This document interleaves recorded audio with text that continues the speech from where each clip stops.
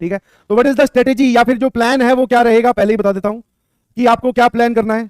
सबसे पहले only focus on JEE Mains, समझ में आया? इसको ईगो पर ना लेते हुए सिर्फ और सिर्फ जेई मेंस पे फोकस कीजिए।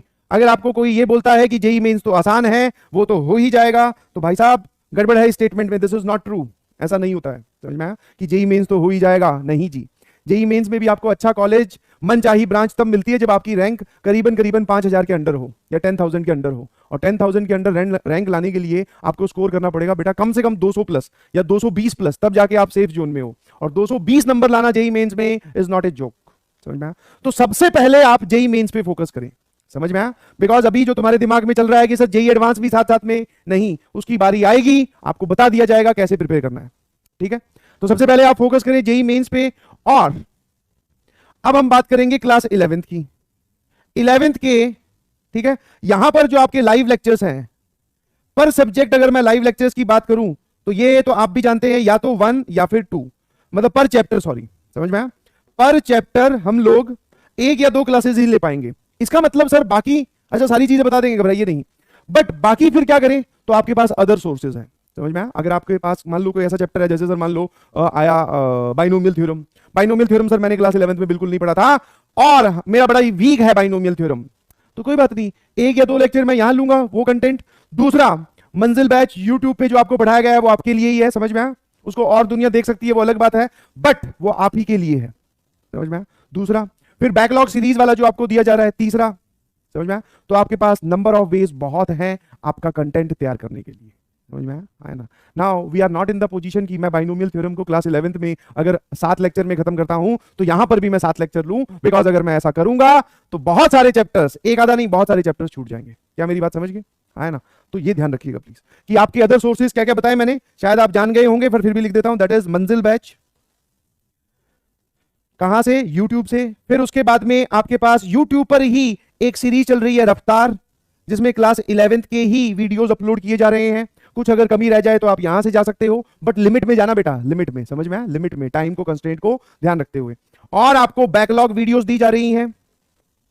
तो मेरे ख्याल से यार ऐसा इतना तगड़ा रिवीजन प्लान तो किसी भी कोचिंग में कोई भी नहीं करवा सकता। Yes, guarantee, for sure, sure चोट। हाँ, समझ में आया कि नहीं समझ में आया? तो 1 2 3 4 4 तो मेरे ख्याल से बहुत है, ठीक है? आप लोग तैयार हैं एकदम?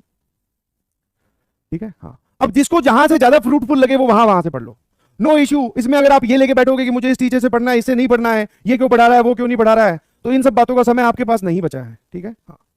और सारे ही टीचर्स औसम है बेटा, पीडब्ल्यू के सारे टीचर्स औसम है। What you have to do is practice करिए, अपने दिमाग को फोकस रखिए, स्ट्रीमलाइन कीजिए। अगर आपका दिमाग इन्हीं बातों में भटकता रहा कि ये क्या है, ये कौन पढ़ा रहा है, इससे नहीं पढ़ूंगा, उससे पढ़ूंगा, उससे देखूंगा, इससे देखूंगा, तो इन सब बातों का हल्ला मचाने का कोई टाइम है नहीं, और वो अल्टीमेटली आपको ही नुकसान देंगी। क्या मेरी बात समझ गए? हाँ ना? हाँ, प्रहार भी है, बिल्कुल सही, वो तो भूल ही गया था। प्रहार बेटा क्लास, हाँ, क्लास 11th में प्रहार के लेक्चर्स भी हैं। अरे भाई, ओ भाई साहब, सर आपने जो वादा किया था कि धूमधाम से करवाएंगे रिवीजन, तो भैया ये रही धूमधाम।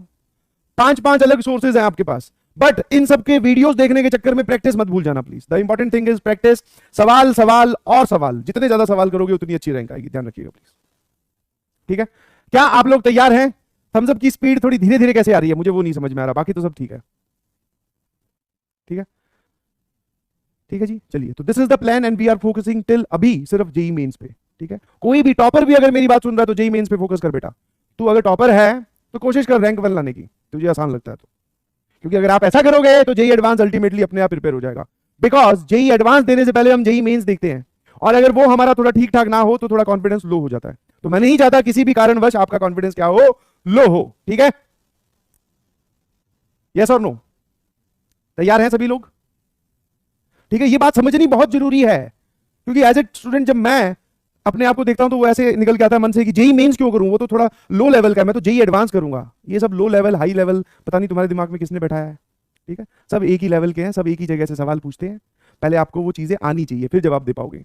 आएगी नहीं तो जवाब क्या दोगे? अब चाहे वो लो लेवल पूछे चाहे हाई लेवल पूछे, समझ गए कि नहीं समझे? तो प्लीज बी इन्वॉल्व, कोई भी क्लास मिस नहीं करनी है, बिकॉज अब वो टाइम नहीं है मिस करने का, ठीक है? हाँ, जितना ज्यादा टाइम आप स्टडी में दे सकते हो, जितना ज्यादा टाइम आप स्टडी में दे सकते हो, that is 10 plus self study hours, 10 plus self study hours.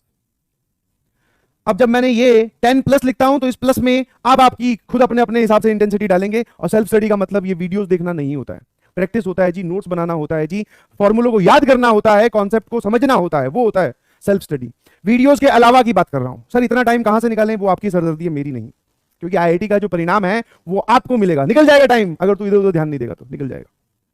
ठीक है जी, बिल्कुल सही। चलिए विदाउट एनी डिले, और कुछ चीज आप पूछना चाह रहे हो? मेरे ख्याल से तो कुछ है नहीं। स्टार्ट करते हैं। By the duration, by this journey हम लोग सीख ही जाएंगे, समझ ही जाएंगे कि कैसे करना है। ठीक है, आया ना? ठीक है। और एक और चीज जो यहां पढ़ाया जाएगा और जो इन सब में है, मैं नहीं बोल रहा हूं कि आप हर एक को देखो, ये भी देख लिया, ये भी देख लिया, ये भी देख लिया, ये भी देख लिया, ये भी देख लिया, बिकॉज अगर आप ऐसा करोगे तो खुद का पढ़ने का टाइम कहां है भाई? तू क्या दूसरों के लिए नोट्स बना के लिख रहा है कि हाँ भाई मेरे नोट्स अच्छे से बना दी, ये ले बेटा तू पढ़ ले अगले अपने छोटे भाई के लिए? नहीं, हम खुद के लिए पढ़ रहे हैं, और खुद के लिए पढ़ना इज समझदारी का काम होता है, सब जगह नहीं, एक जगह। और फिर वहां से पलटी मत मारना कि सर यहां तो थोड़ा गड़बड़ लग रहा है अब वहां चलता हूं, यहां थोड़ा गड़बड़ लग रहा है अब वहां चलता हूं। वैसा ही किसी किताब के साथ मत करना। हाँ, बहुत सारे लोग बहुत सारी चीजें सॉल्व कर रहे हैं, हमें बहुत सारी चीजें नहीं सॉल्व करनी है, हमें एक चीज को पकड़ना है, उसका निचोड़ निकाल देना है, बस, इससे आगे नहीं जाना है। समझ में आया? हाँ, और फिर उसके बाद में विश्वास रखो। समझ में आया? एक छोटी सी शायरी मोटिवेट करने के लिए फिर स्टार्ट करते हैं, बिकॉज टाइम थोड़ा कम है। हाँ, नोट्स बनाओ ना भाई, नोट्स बनाओ प्रिसाइज मैनर में, जो बात आपको पता चले कि ये वाली इंपॉर्टेंट है और आज मैंने नहीं सीखी, इससे सर ने बोला सवाल आ सकता है, ये सवाल आ सकता है नहीं आ सकता है, वो दूसरा एस्पेक्ट है। अगर आपको कोई नई चीज सीखने को मिले तो उसको लिखो। अब कैसे लिखते हैं वो आपकी सरदर्दी है, तुरंत क्लास के बाद, शाम को क्लास के बाद में पीडीएफ नोट देख के वो आपकी सरदर्दी है, पर लिखो।